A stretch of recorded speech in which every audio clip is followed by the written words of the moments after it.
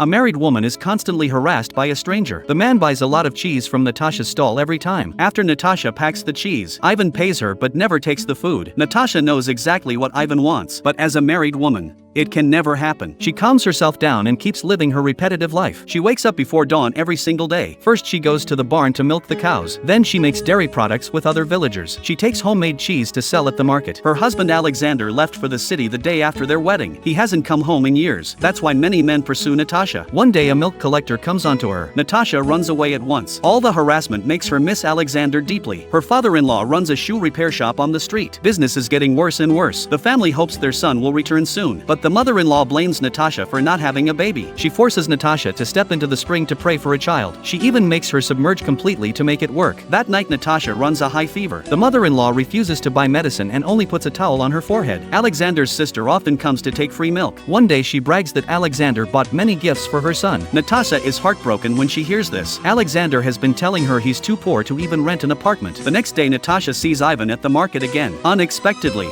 Ivan forces Natasha to leave the village. He wants to marry her. Luckily a passerby whistles and interrupts their argument. Natasha runs away quickly. She goes to the shoe shop and tells her father-in-law she wants to find Alexander. He knows she can't stand this life anymore. The father-in-law agrees, but asks her to wait a few days. Natasha leaves happily. She sweats a lot during the day, so she takes a hot bath when she gets home that night. The next morning the mother-in-law approaches Natasha coldly. She thinks a married woman shouldn't bathe at night. She calls it a sin. Later the milk collector loses control. He breaks into Natasha's room. Ivan sees this and chases him away. He does something her own husband has never done. For the first time, Natasha feels protected. The next day an old man visits the father-in-law's shop. He is Ivan's father. He knows his son is deeply in love with Natasha. He tells the father-in-law the whole truth. That night the parents-in-law discuss the matter. The father suggests sending Natasha to their son in the city, but the mother firmly refuses. If Natasha leaves, no one will work for the family. The father-in-law has to agree with her. After that the mother-in-law follows Natasha to the market every day. She is afraid Natasha will run away with another man. Ivan can no longer get close to Natasha. A few days later the father-in-law decides to sell the cow.